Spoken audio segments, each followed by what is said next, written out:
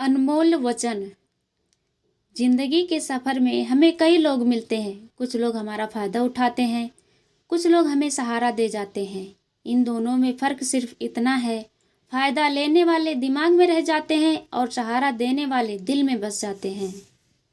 उगते सूरज या दौड़ते हुए घोड़े की तस्वीरें घर में लगा लेने से तरक्की नहीं मिल जाती। तरक्की के लिए हमें सूर्य से पहले उठना पड़ता है और घोड़ों की तरह दौड़ना पड़ता है। सुख और दुख तो इस जिंदगी की चलती नैया का किराया है। उनमें से गुजर के हमें जिंदगी का किराया तो चुकाना ही पड़ेगा। इस दुनिया में कुछ लोग हमें अपना तो मानते हैं, लेकिन उनकी ज़रूरत और सहूलियत के हिसाब से।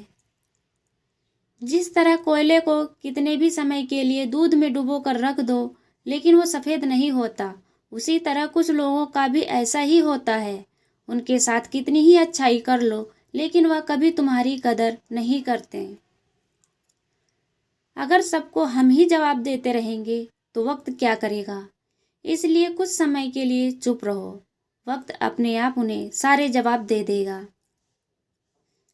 इतने दर्द सह लेने के बाद मुझे अब समझ में आ रहा है कि किसी के साथ इतना लगाव रखना अच्छी बात नहीं है।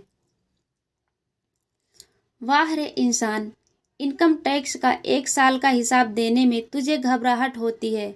जरा ये तो सोच कि ईश्वर जब तेरी जिंदगी का पूरा हिसाब लेगा तब तेरी हालत क्या होगी।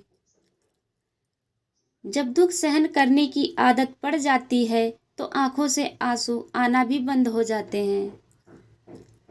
जितनी कदर पैसों की करते हो उतनी ही कदर इंसान की भी कर लेना, क्योंकि शायद पैसा तो फिर भी कमा लोगे लेकिन खोया हुआ इंसान कभी वापस नहीं मिलेगा।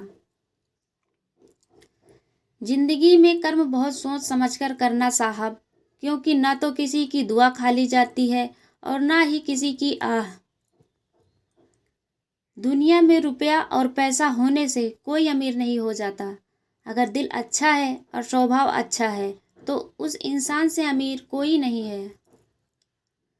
जब खुद पर बीती हो तभी शब्द समझ में आते हैं, वरना कही हुई बातें तो सिर्फ सुविचार ही नजर आते हैं।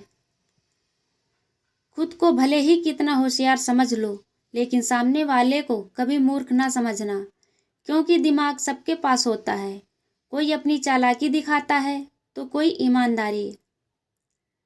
अनुभव यह कहता है कि दुनिया में लाइफ हो या फिर व्हाट्सएप, लोग सिर्फ स्टेटस ही देखते हैं। जब समय मिले तब बात करने में और किसी के लिए समय निकाल कर बात करने में बहुत फ़र्क है साहब।